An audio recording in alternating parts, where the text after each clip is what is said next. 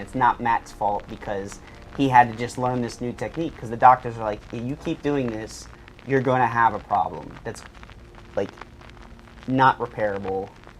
Then you're done. And then you can't hold that against Matt for being in that position. It's just, we were doing what we were doing, and you have to make that change, and to do it with a new record coming up, it was definitely a little bit stressful, and we had the drummer change. 3 hours before the show, I do vocal warm-ups for an hour straight with Ron Anderson's warm-ups. I always record my lessons with him, but I like just cycling through his exercises. Like, I'll do all of them. It usually takes about 30 minutes, and then pick the ones I feel like I need to really work on. I used to just think I was a really low singer, but it turns out I've got a much higher range than I thought. But it's just not strong enough yet to use it functionally in Trivium. So. And what can you tell us about the new record? I mean, how does it fit sort of into the discography of Trivium? Kind of like the whole basis of starting the inspiration for the record was kind of like from our, listening to our favorite bands and our heroes, and just kind of seeing like what made those records so special in the history of music. Since the start of this channel, this has been one of the most widely anticipated videos, and that's the top 10 worst metal albums of the year. These have always housed some fringe line bands. Number 10, we have Silence in the Snow by Trivium. This album just doesn't have enough real progression in order to feel like Trivium has turned the corner. They instead feel like they're frozen in time with whatever little, mediocre hole that they're in. And amazing. Every word of what you just said was wrong. What's going on, everyone? Welcome to another episode of Renegade Jukebox on the Renegade Pop Culture Podcast Network. My name is Mike. I'll be your host for this evening. Joining me, as always, is the Super Saiyan death metal god himself, Nick. Some of you really are not going to like what we have to say about this album. Yeah, we are talking about, I can't believe it's been 10 years since this album was released. I bought it yesterday, damn it! This is Silence in the Snow. Yeah, man. I fucking hate how quick time is going lately, man. I guess without further ado, do you want me to just pick up where we left off so we don't have to talk about how 2015 was 10 years ago? Yeah, the sooner we forget about that, the better. Anyway, a lot actually happened in the 2 years since the last release. Yeah, so I on purpose cut it off after Vengeance Falls had just come out, because to pick up where we left off from the last episode, the band is on a tour in the US with Volbeat at the time, and eventually it's announced that they're going to be on the Mayhem Fest that same summer. But in May of 2014, the worst possible thing could have happened to Matt Heafy. His voice was blown out.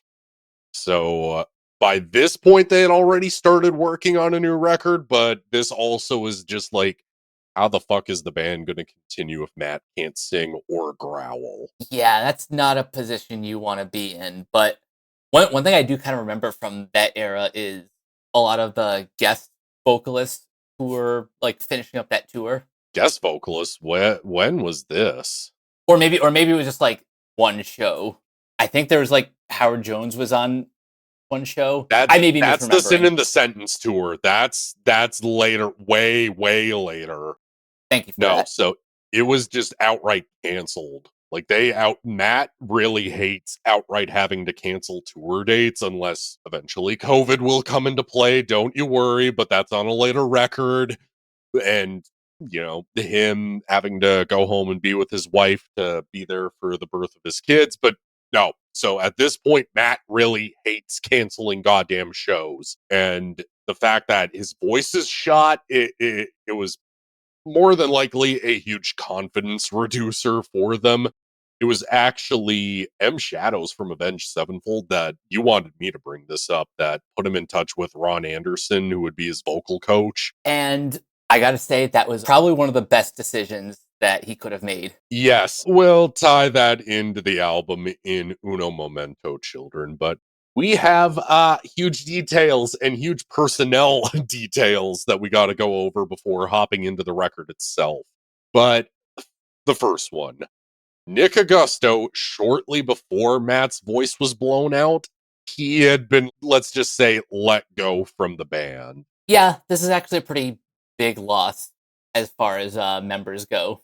Well, it's one of those member changes we still don't know whether it's still debated whether he willingly quit or was just fired outright. I have read fan speculation online and some people just observing previous live footage, like at download whenever he's doing any Shogun material, how they're like, hey, he fucks that part up. Oh, he plays this part way too quickly. But this also leaves room for, I want to say it's a good solid 2-year period. If you remember, Mike, this is where Trivium really got a bunch more unnecessary hate than they deserve for, I want to say 2014 to 2016. Yeah, this was a weird time to be a Trivium fan. Yeah, because you could go for the obvious points of them constantly having to swap out drummers, but it was getting to the point where people were outright dismissing the music. And that's where I just flat out go, no, you're full of shit. Do not listen to these douchebags. But it was kind of difficult to notice because we enter our drummer for the album tonight, Matt Madiro. However, even he was out of the band by, I want to say, November, like early November, maybe even December. I think they had just played Knotfest Mexico at that point, and then they had to switch drummers like that fucking quick.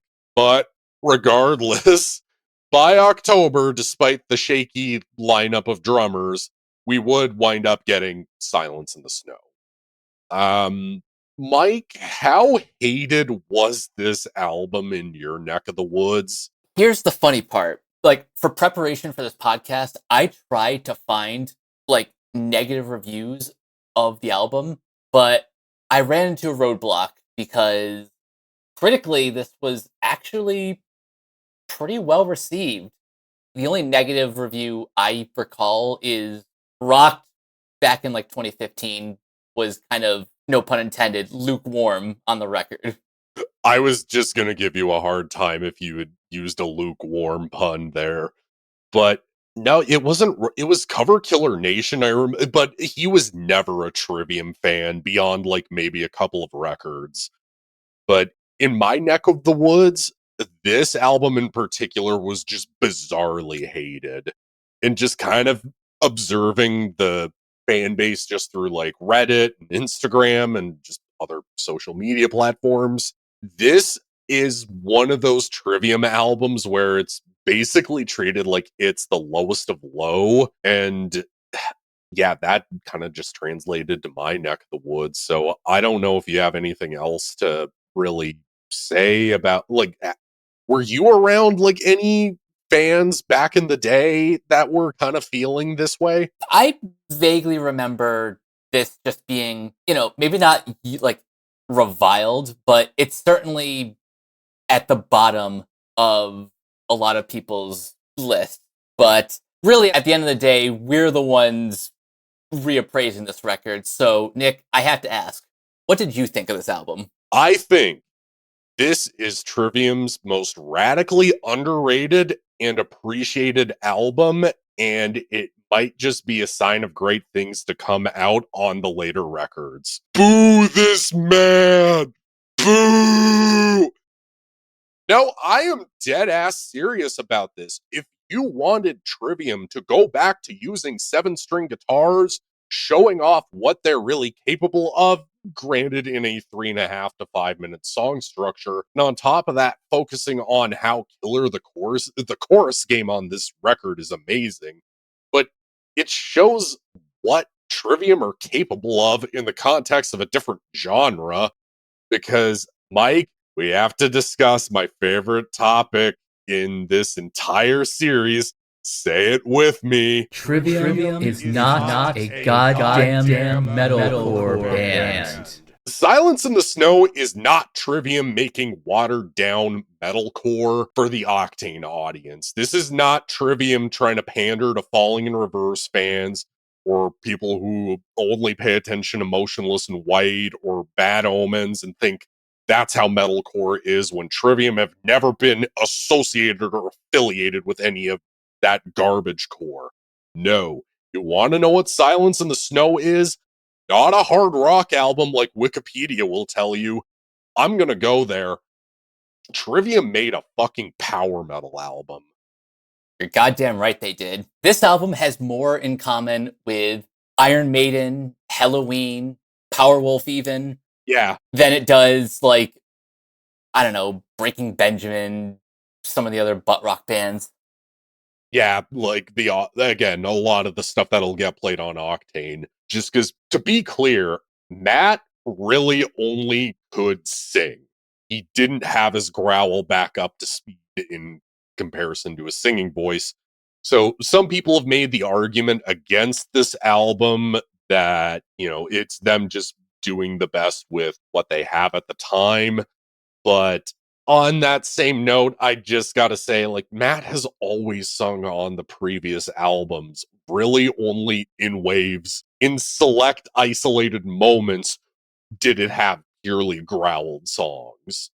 But this is just kind of one of those things where, like, even on later records that purely use clean vocals, this is the album that ushered it in. And I truly hate when magazines like, I can't believe Krang is saying shit like, for example, claiming that this album is hard rock, or in another band's case, like Whitechapel's album Kin being compared to Shinedown, just because Anti-Cure is a morose, melodic, dark ballad.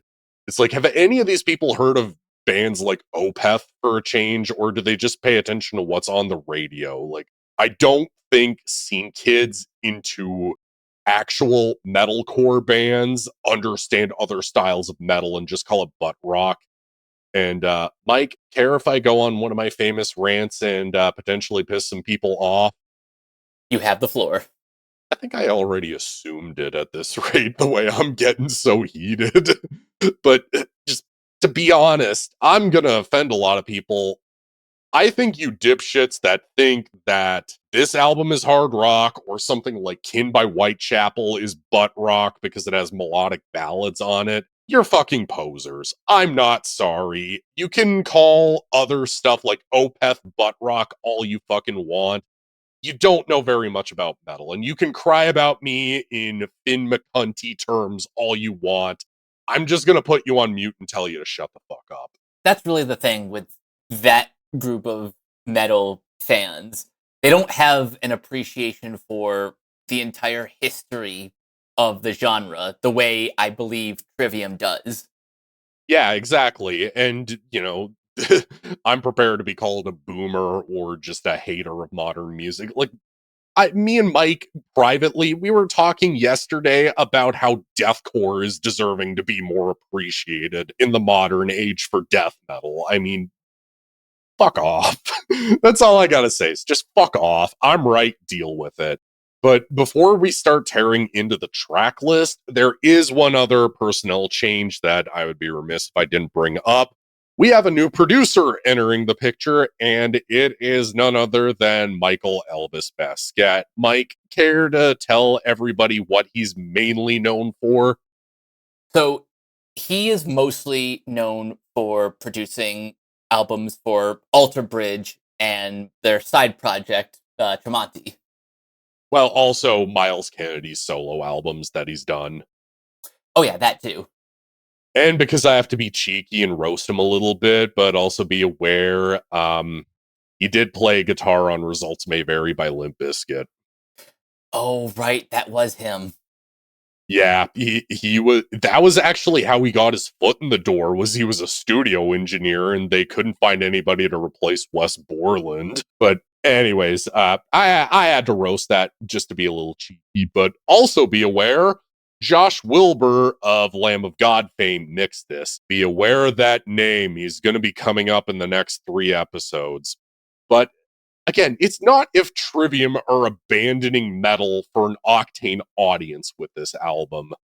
And to be honest, I was originally going to save this for the bonus tracks, but the way I first heard this album was actually it premiered on Octane. I never actually, I don't think I ever listened to the Octane premiere, but I do remember that being advertised that was something they were doing.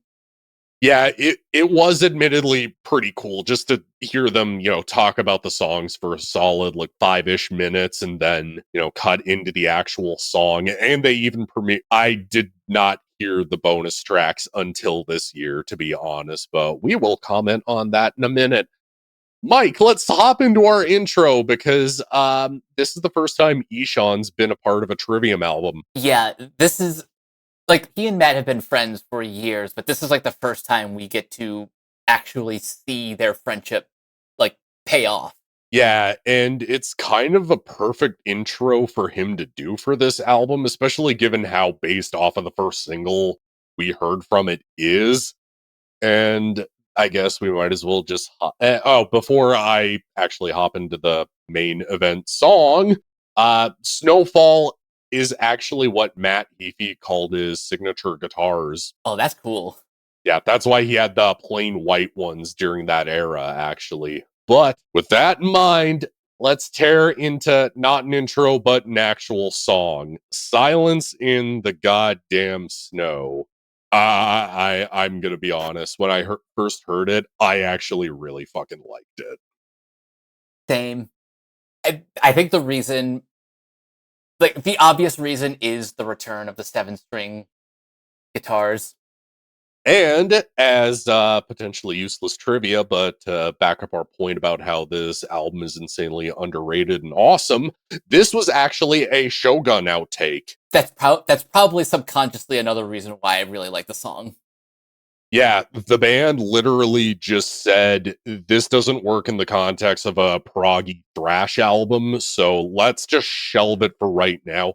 I'm really happy that they didn't just outright abandon the song altogether. But I mean, here's a 7-string driven melodic heavy metal song. And honestly, again, I've always really loved it. It's massive. It's melodic without being poppy. Matt and Corey's guitar chemistry is still as present as it's ever been. This was honestly the first point in their catalog I really appreciated what Paulo was doing, contributing to the band. Like this album made me appreciate him as a player so much more. Like he's bright and high up in the mix. There's some really thick, chunky bass lines, especially during the verses. But most importantly, we have to go for the elephant in the room. Matt only doing clean vocals. He's great. He sounds his singing voice sounds fuller than on previous records. Yeah, like for one, I've always liked Matt Heafy's voice, and same. Just in general, he's never come across as like too whiny or too cheesy or just acting like an immature 13-year-old going through a breakup for the first time. No, he actually sounds like a grown-ass man, and he sounds really fucking good on this record. And he can do the power metal vocal style so goddamn well, to the point where I had to make a note when we were listening to this before we recorded. You could honestly use this song, really the whole album, to be honest, to practice actually singing. And to put it in perspective for everybody, I can't fucking sing, but Mike heard me. Yeah. But two, also, it's not auto-tuned and fucked around with. Like, again, going back to the lyrical content, it's a power metal song about warriors fighting in the snow. I mean, even lyrically, it's still within line with the previous records. Yeah, that's what I love about this song, and by extension the album. It loses none of Trivium's identity, and it only gains it gains just, again, a deeper appreciation for the history of metal. So I brought this up to Mike too as useless trivia for everybody, but this song never saw any live set appearances after the tour behind the album. It basically just got dropped. Which kind of confuses me. Yeah, I don't really understand the mentality behind just dropping an entire album's worth of song. Like, I understand it. You have Shogun, you have Ascendancy, you have In Waves, eventually you have Sin in the Sentence. I understand set list time, but at the same time, I don't really like fully abandoning an album just because a select few didn't like it. But I say all this because they would use it again when they opened for Iron Maiden 3 years ago. They'd walk on to Snøfall and then go right into Silence in the Snow. And that just feels appropriate because, like I said, this album has more in common with Iron Maiden than Shinedown. Yeah, exactly. And don't take that as a Shinedown are one of the better hard rock bands. I was just using that because I just remember that. God damn it, Kerrang, you have gone so fucking far downhill. But anyways, let's talk about happier things and about like how great this album is, because holy shit, we got more good songs. Yeah, like the next one, Blind Leading the Blind, is again, as we've mentioned, this is just a perfect power metal track. It's as melodic of a power metal song as you can get. I mean, it's like Trivium tried to write a Blind Guardian song in the style of Ascendancy. That's actually a perfect way to describe it. Like, the music itself, it's been incredible as always, but I have to bring up the lyrics right from the get-go because Matt said in an interview leading up to the album, it's him asking people to look at the way things are going, how human beings are treating other human beings, recognizing the fact that we don't need to be doing things that way. I see the atrocities we're committing, and I see the apathy in all of our lives, how a majority of us aren't working toward anything, aren't attempting to make our lives better if they're not in the right place. Holy shit, reading out that out loud just felt too real. Ugh. I know. I was saying this a lot when we were listening to this album before we hit record. These lyrics are way too prescient. Yeah, mad heavy metal Nostradamus for the modern age. Let's hop into the next song rather than just depress ourselves with the Blind Leading the Blind. It's a killer tune. Go listen to it. But Dead and Gone. So we're back on 7-string guitars, but it's tuned to drop G. Yeah. Yeah, This song, it just has a nice groove to it, which I really like. Yeah, I will only say as a critique, Matt's voice during the first verse, admittedly, there were a few points in the album where his voice did kind of throw me off for a few seconds, but I'm so used to hearing this song now, and in the context of the record, because the music itself, it's a power metal tune written with a 7-string instead. Like, it still sounds massive. Like you said, it focuses more on the groove, the chorus on this thing. No wonder it got chosen to be a single eventually, but it's just weird too that it's the last single for the album. Yeah, I mean, again, I get why it's chosen as a single. That chorus is super infectious. But I also wish this had more of a live presence. Yeah, I was even just going to say that this bizarrely is another song that is just flat out omitted from any set list. Like even deep cut set lists that they would have done during the pandemic, during lockdowns. I don't know why they just don't play a lot of this anymore, and it's kind of a bummer. Agreed. But now, with the next track, time for a jukebox tradition.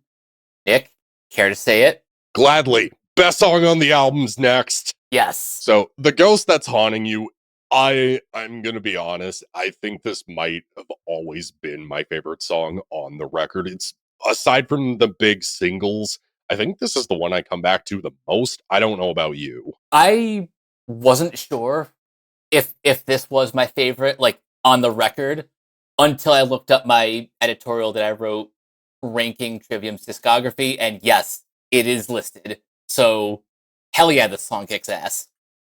I mean, the riffs really do make you feel like I'm just going to get as detailed as I possibly can. It does make you feel like you're walking through your house at 3 a.m., like on a Saturday morning, Just you're walking through the house, you're barely awake.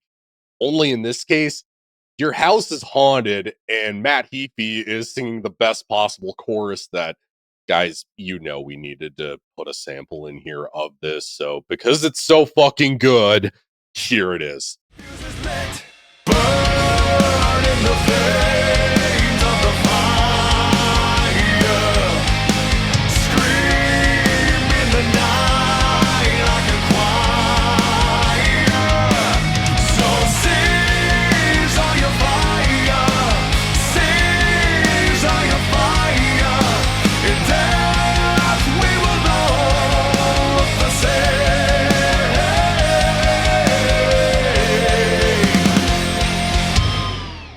Also, hopping back into the lyrics for a minute, I think this is the only time we've heard Matt be right about the paranormal. Yeah.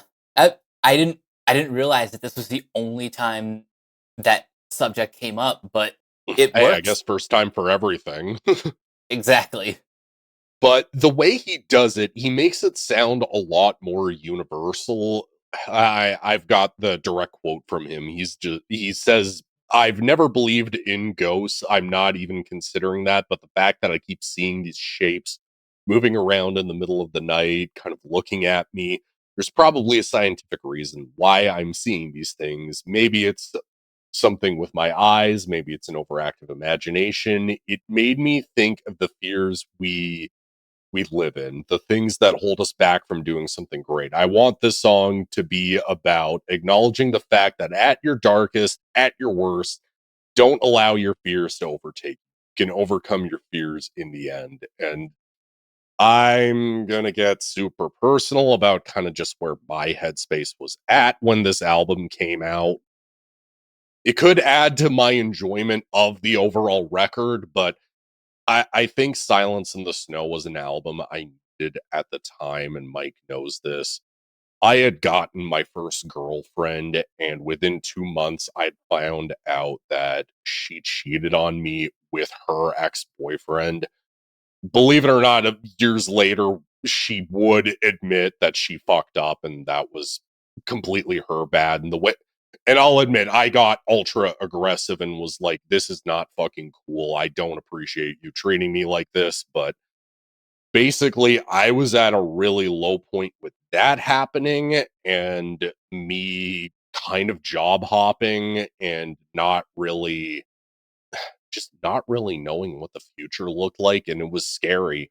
And this album was something that I had on repeat. So, like, just hearing that Matt wanted to write something that was super relatable, even though it was something specific to him, that it's, yeah, I'm not even sure if I don't even believe in ghosts exactly, but let me try to turn something I've experienced into something universal but doesn't sound pandering as hell, that can actually motivate you and make you want to pick yourself up and get yourself on your feet.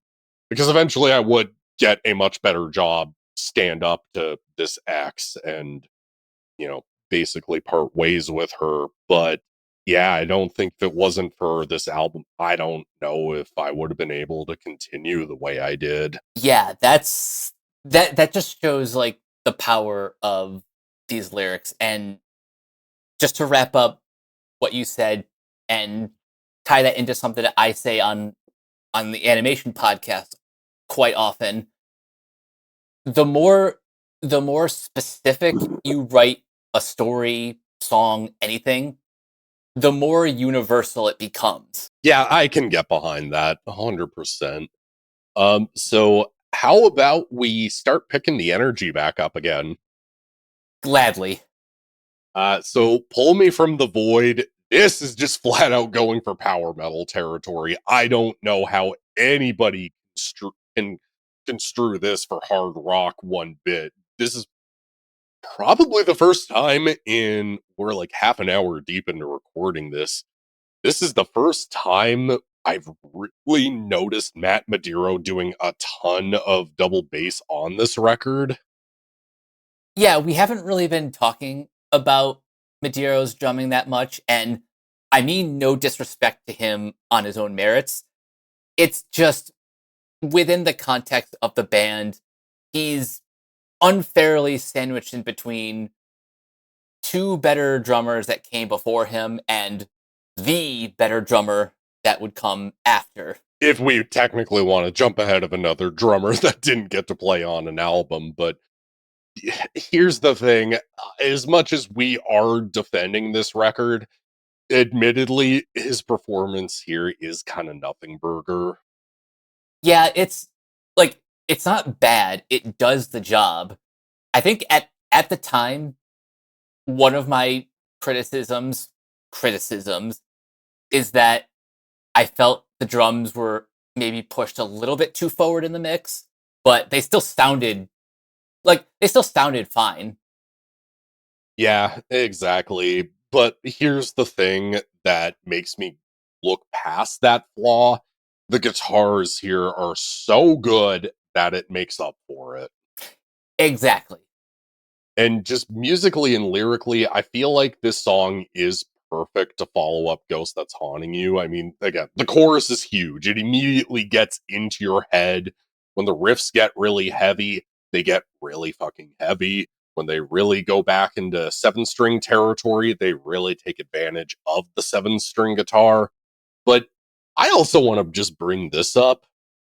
It's really at this point in the album, I want people, maybe you haven't listened to this record in a while and you want to give it another chance, or you've just never heard it before at all and you've just heard a lot of mixed things from people.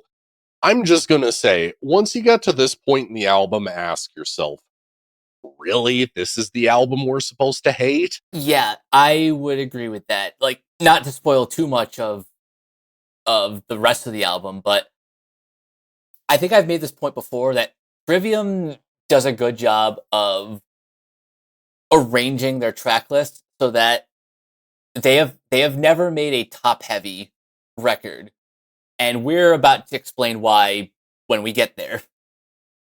Exactly, because then we get to another all-time Trivium classic. And I do mean this next comment with as much disrespect as possible for David Draymond being okay with a fucking warmonger.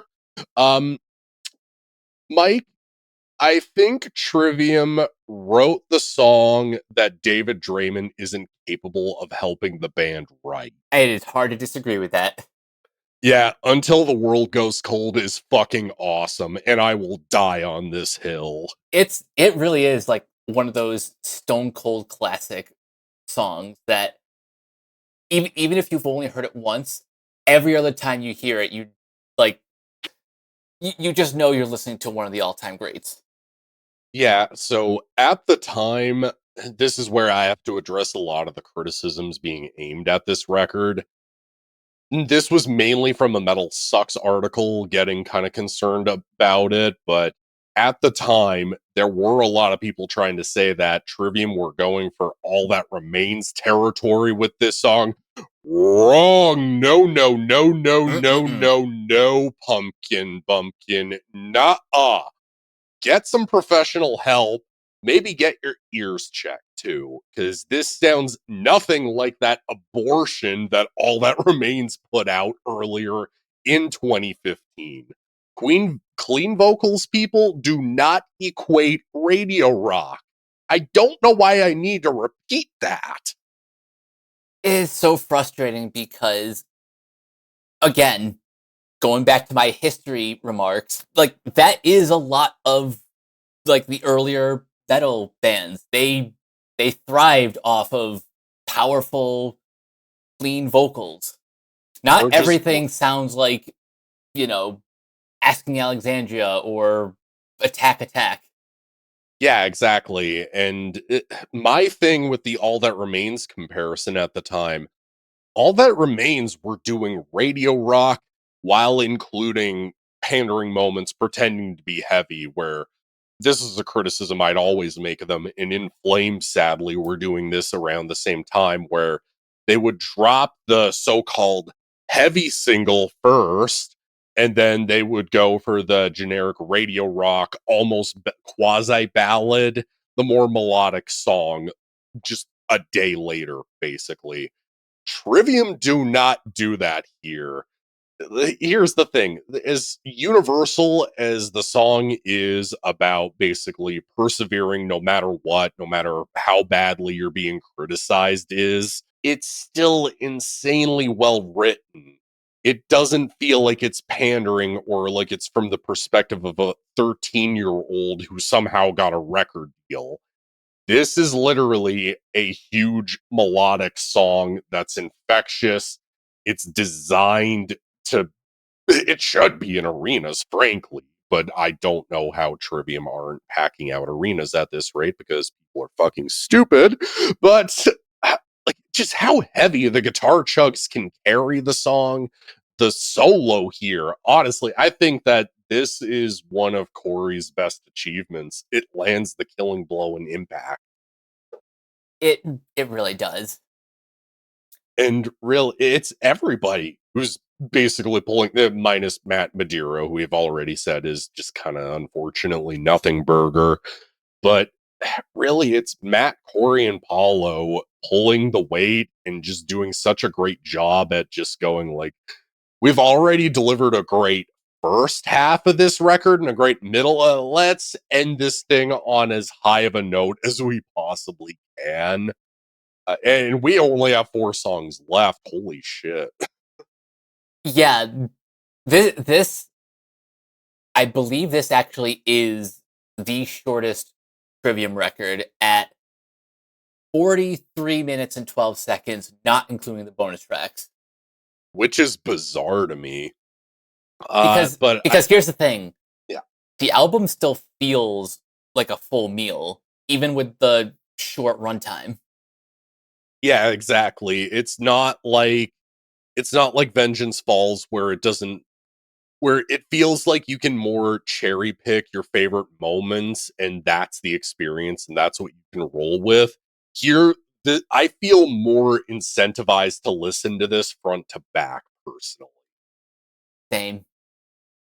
With that in mind, my last note, Until the World Goes Cold fucking rules. You'll never change my mind. I'm going to ask you when we get to the live section how it plays, but let's move on to what we kind of nicknamed Pull Me From the Void Part 2, Rise Above the Tides.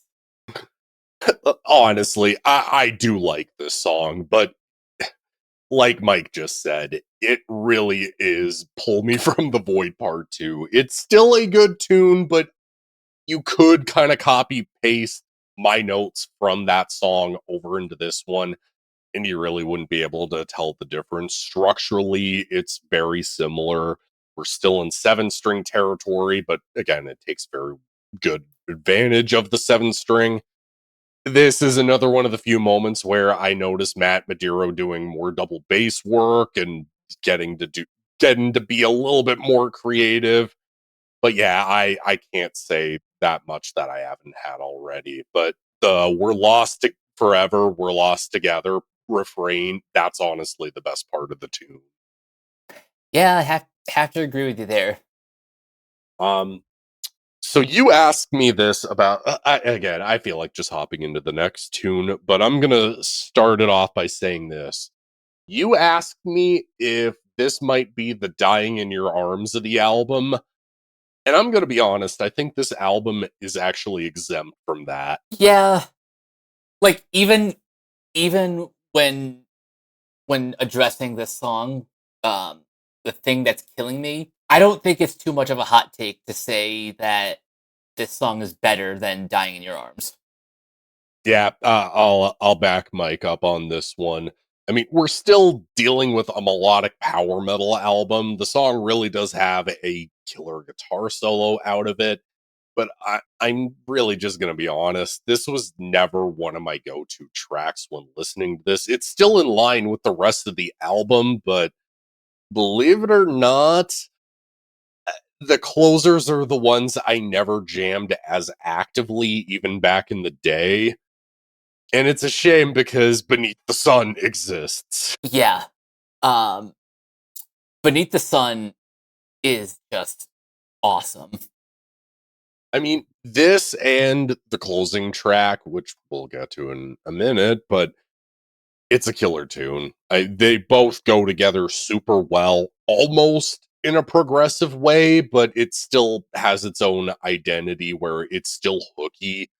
I do really like the way the chords Matt just lets the chords ring before the whole band eventually joins in. It gives you this almost, being in line with the title track, Silence in the Snow, it has this atmosphere of almost like you're walking through a really snowy day where you can hardly see anything and you're trying to stare at the sun while walking through it. It kind of gives me that vibe.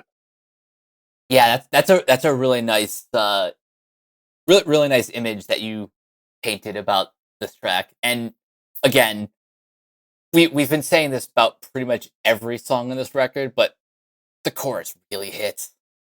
Yeah, Matt sounds really great here, especially during that bridge to the last chorus.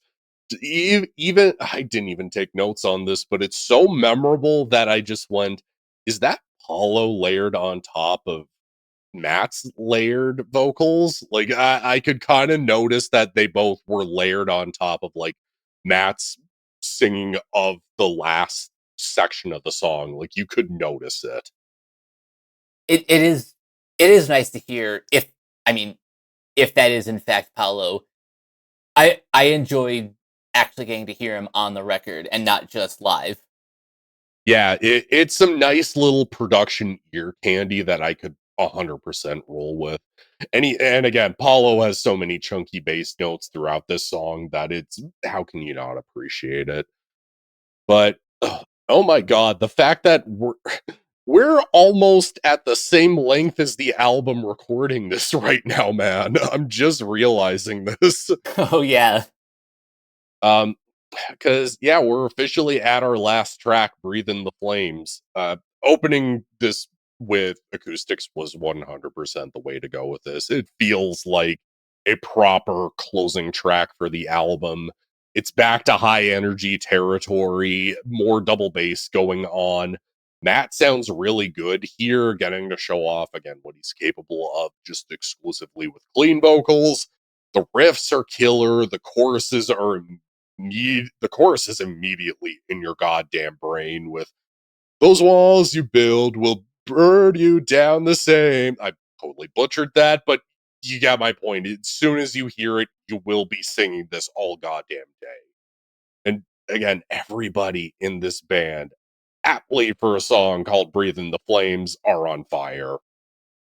I'll even throw a bone to Matt, who like Matt Madero again. He's not bad, and I think in the back half he gets to show off more than even I thought he was capable of.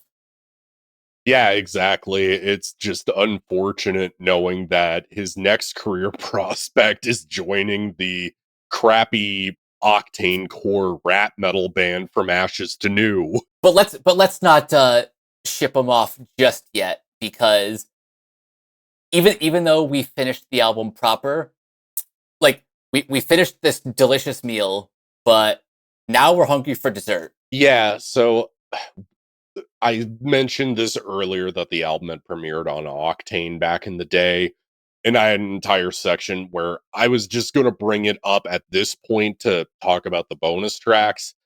So I might as well just repeat myself, because why not? Just listen to your free podcast. People deal with it. Deal with a little repetition now and then. So I have, much like the other records, I didn't listen to a lot of the bonus material at the time. So my mom's car, because she was driving me at this point, it had SiriusXM in it.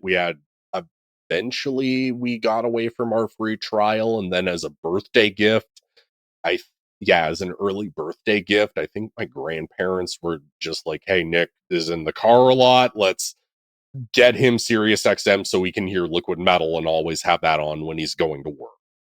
Well, one day I went out with my mom on one of her errands. I think it was maybe the grocery store, and I just stayed in the car to jam this album a week ahead of its release.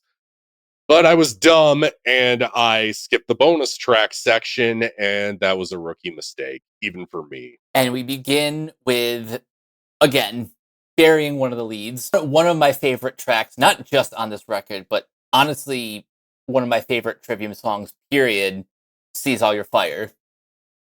Yeah, this deserves to be way more popular than it is. I mean, I don't even know how much of a fan favorite this is, but Cease All Your Fire is fucking amazing. Everything from that clean intro going right into the first verse, they're just firing on all cylinders. Much like the rest of the record, it's just infectious. Like, the guitars are massive and shimmering. The bass work is super chunky and just gives it so much groove. And even when it's picking that energy up, that chorus just hits you right in the stomach. And again, me and Mike, just to describe to people how we pick these samples out, we kind of work it out usually the day of, or just kind of like as we're listening to it throughout the 2 weeks to a week that we spend getting ready to do the episode. But this was one of those, yeah, this is too good that we can't not sample it. So just take a listen to this and you'll understand. What have I done? What have I become? Standing 6 feet deep, am I the only one? Save yourself. It's killing me to have to say, you know this is the only way. Save yourself. There's nothing left to say and do. You know I'm being the ghost that's Like, I don't know how this was not picked to be on the main album. It's just undeniable. It's heavy, it's melodic, it's huge, but it's still in line with what Trivium have done in the past. I mean, for me, I don't know. Mike, did you try to pick this up back in the day? Because I know you don't typically get a lot of physical copies. I might have a copy of this album somewhere, and if I do, of course, it would be the special edition because I'm greedy and I want all of the Trivium, not just the standard stuff. So here was the bummer thing, and I had worked at Canada's big chain, which was HMV at the time. I think I was actually just leaving at that point a month before the album had come out. And it was so bizarre that all I could get my hands on was the special edition. But when I was looking it up last night, there were deluxe editions, but they were all jewel cases. They weren't in digipacks or, those thick special edition copies you can get. It was tough to find anything with the bonus tracks. Huh. That is surprising. Like, even when I went to the show in February, the next year after the album had come out, it was just the standard edition they had at their merch booth. So it's a bummer, and I have to bring that point up exclusively because the song is so well written and structured so well. I'd make a case for it belonging on the main album, and honestly, I would say if somebody was trying to get me to do a best of Trivium playlist for them to try to get them hooked on the band, and I was supposed to pick at least 2 or 3 songs off of each album, this is going to be a spoiler alert for my best of list, but yeah, this has to be there. Of course it does. And we want to make this clear because that doesn't mean Darkness of My Mind is no sloucher either. This song is also killer. Agreed. I mean, it is another blind spot for me, but I also like on this one how the cleanly played intro is, how it builds to where the full band comes into play, how it ties into the verses are really cool, but also just the way it ties into the chorus even. It just feels right. It feels organic. And if I had any say, I would be on I would be more on board if this was the first bonus track you heard, then Cease All Your Fire. I would have to agree with that too. Again, not because one song is like more than the other. It's just Seize All Your Fire just sounds more like a closer track to me. Yeah, well, if we were to have the closing tracks, it would be Cease All Your Fire, Beneath the Sun, then Breathe in the Flames. Yeah, I think that's a good end of the record. But at the same time, this also is another song that's so good that it belongs on the main album.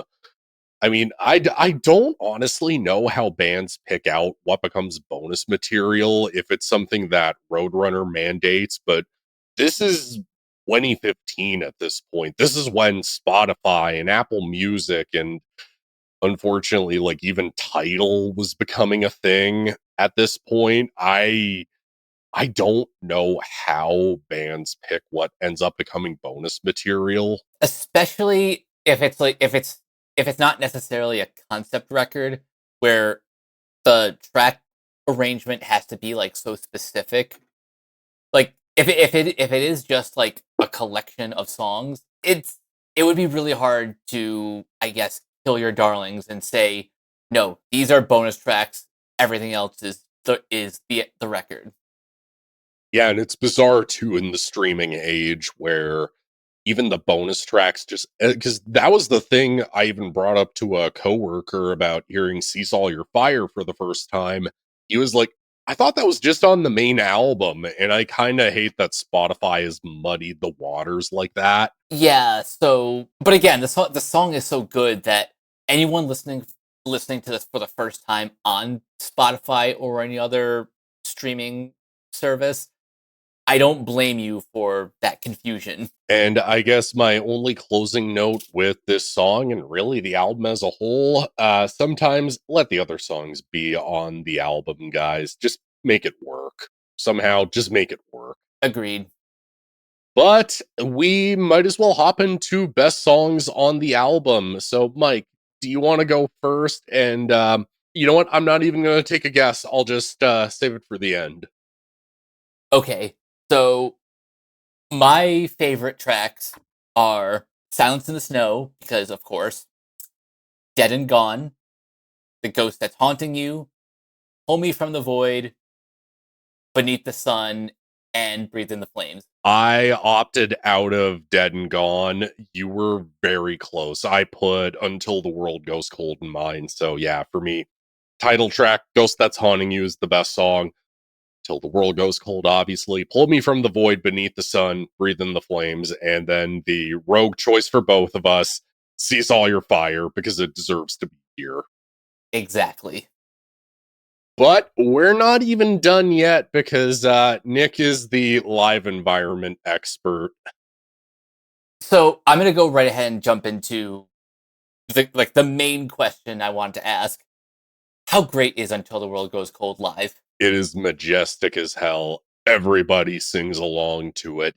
Everyone. But bear in mind, I haven't heard it live since 2018, actually. So take with that what you will. But Mike, do you want to know what they played? First of all, before I say what they played even, here is the thing that Trivium did that I think was really cool. They purposefully played smaller venues on this tour that I saw them on. Ooh, that is actually really cool. Yeah, so instead of playing like about medium-sized-ish venues, they were playing like club venues again. And this was not a motley crew. We're not as popular as we used to be, so we can only pack out tiny venues and maybe pull 20 people. No. This was a sold-out show. This was in a club. And this is honestly one of my favorite venues in Edmonton, which is the Starlight Room. So I remember me and my childhood friend, this was his first time seeing Trivium. And at this point, we saw Matt and Paulo in winter gear because they were just coming from the States, coming up into Canada. they're walking by in their winter gear, and they're Matt's just like, "What's up, guys?" And I'm like, "Hi, Matt." Literally, I'm just like, Matt Heapy just fucking walked past me. Holy shit, dude. And so, like, I start making some friends in line, but there's another detail I should mention before I forget. They didn't take any big openers. They got exclusively local bands to open for them. Nice. And here's the thing is I was talking to somebody in my gym earlier actually about this, how I think a lot of local bands in the Edmonton area just try to previously popular like just trying to sound like an 80s thrash band handpicked and transported into the year 2015 at this point, or like a 90s Florida death metal band just trying to sound like Cannibal Corpse and Obituary. That's how derivative a lot of our music can typically get, but Trivium actually picked some really goddamn good openers that even surprised me. I don't remember. Do any of them have like online presence? Like, could I look them up on Bandcamp? Huge maybe, but I don't remember their names off the top of my brain. I was just gonna say that even. But with that out of the way, though, here is the huge catch that made it all worth it, because I was at the merch booth. They were offering after show meet and greets. I'm used to before, but this was like, oh my god, I get to meet Trivium after the show. You take my money now. Take it now.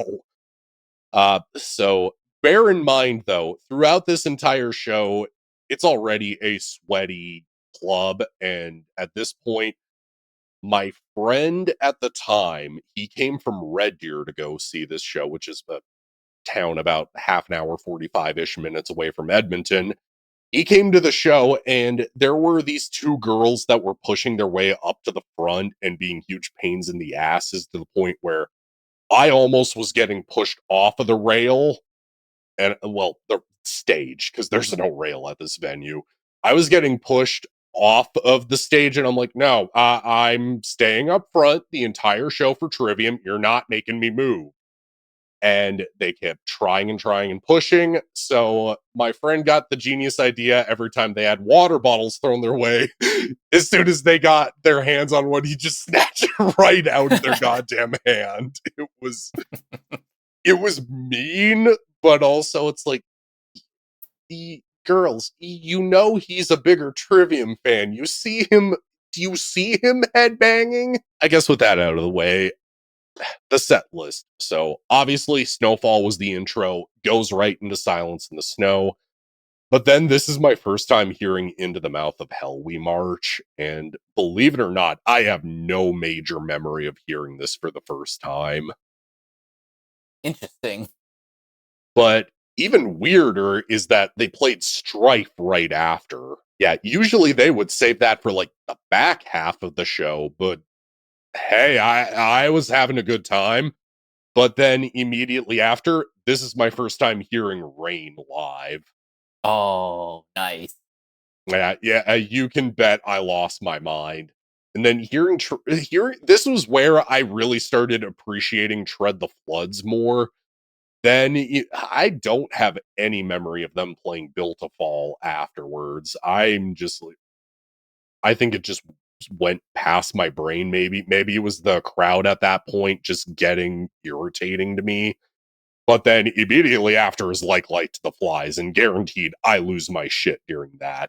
And then they have the nerve to play Insurrection after that, and I'm like, my neck is going to be mulched the next day, and I don't care. So I just start headbanging nonstop. I do Corpse Grinder Windmills, and then Dead and Gone's up next, Becoming the Dragon, which is always a great time.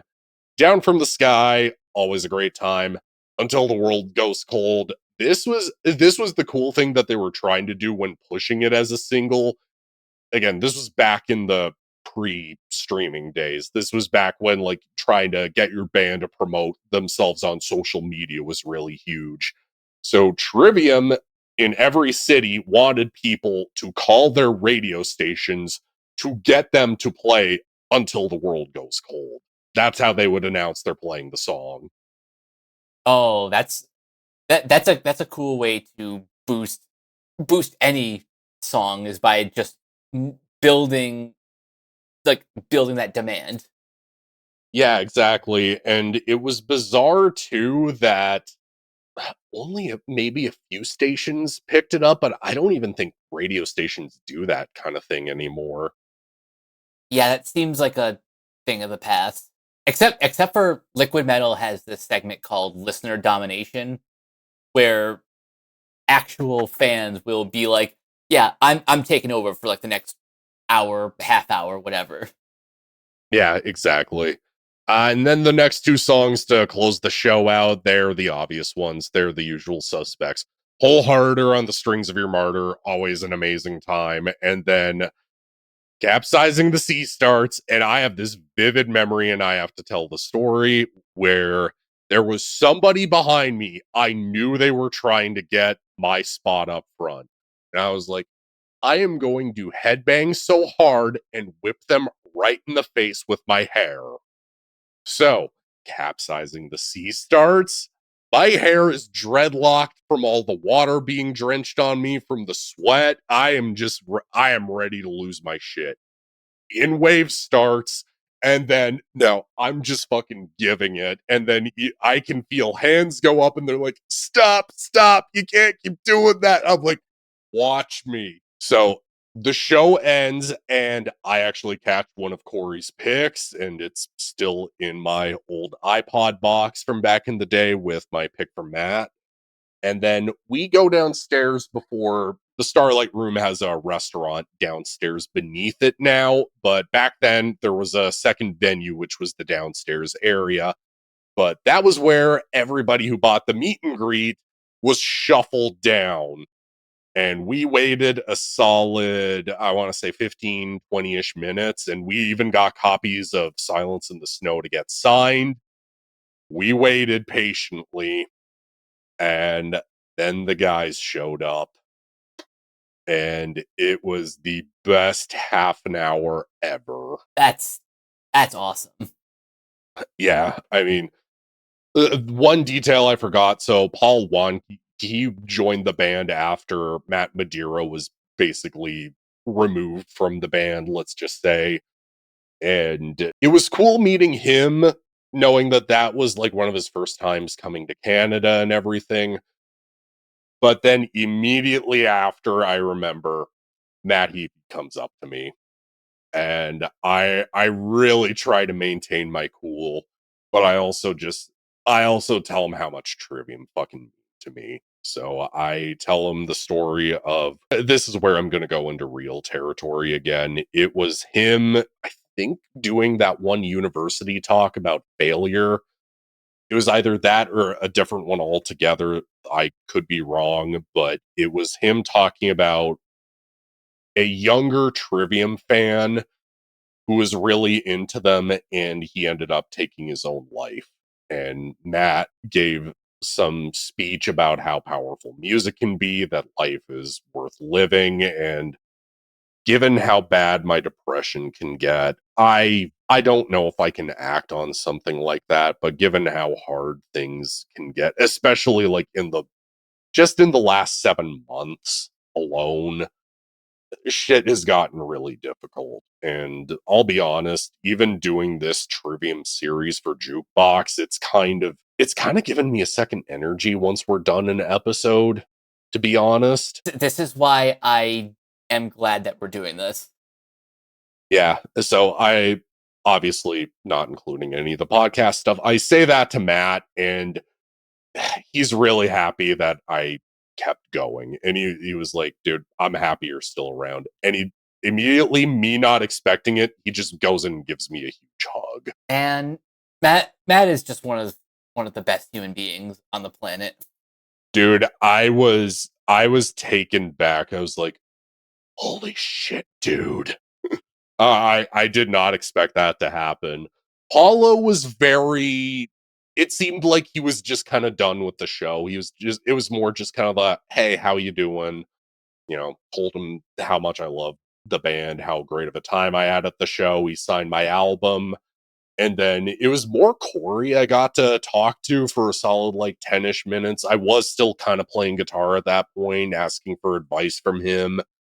But yeah, my old Facebook still does have those meet and greet photos, but I do have them downloaded and backed up onto my computer and everything. So I might actually repost those for when I post this episode on Instagram, to be honest. Yeah, because from what you've described, this seems like the show that's really like a watershed moment for you. Wouldn't you agree? Yeah, but I'd also go right ahead and say the first time seeing them promoting the next album was also a huge deal for me. One last question I have before we wrap up. Do you personally like prefer meet and greets before the show or after? Because at least I imagine with like post show meet and greets, you get to actually talk to them about their set and about the songs, especially if you're like, I don't know, someone's plus one who's seeing the band for the first time. I honestly prefer before the show, just so that way I don't have to be hanging on to merch the entire show, really.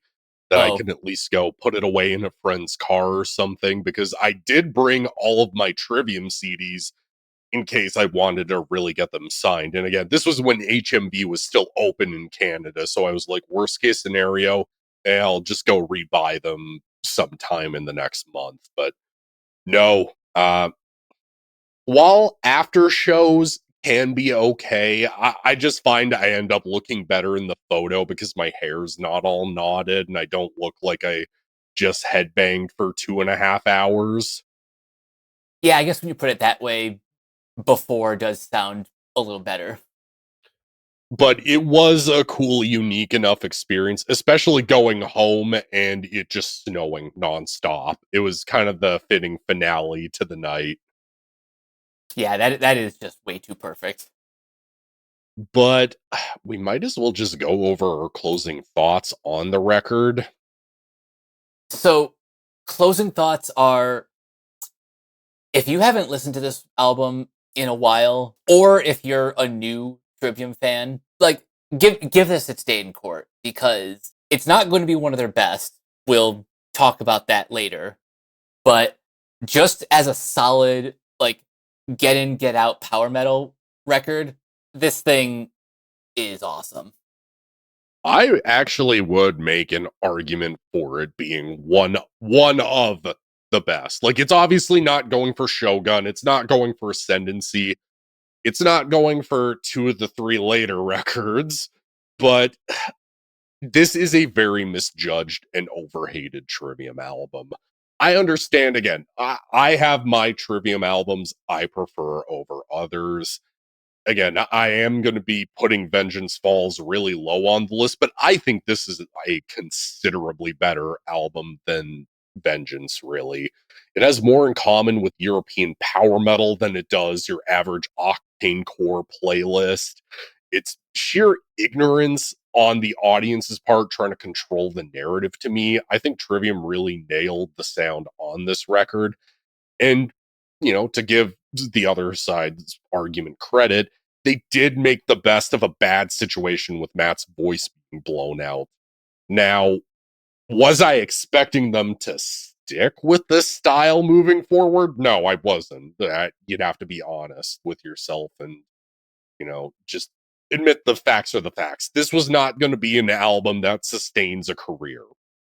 But in the interest of defending Trivium's less beloved albums, let's look at it this way. Matt doing I don't want to say re-recording, but Powerwolf do this really cool thing where they will do a bonus disc, but it'll be super unique. So I remember for the album Sacrament of Sin, they did an entire covers album, but it was other bands covering Powerwolf songs. So like you would have Heaven Shall Burn doing a song, you would have Amaranth doing a song. So for one of Powerwolf's albums from the 2020s. It was Call the Wild.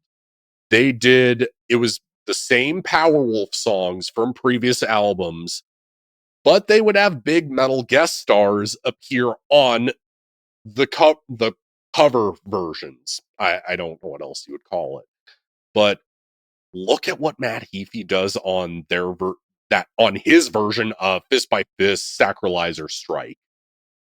Like, if we didn't have Silence in the Snow, we wouldn't see what he's capable of on a song like this. Or look at Ryujin, the melodic death power metal band that he produced their newest album, did some guest work on.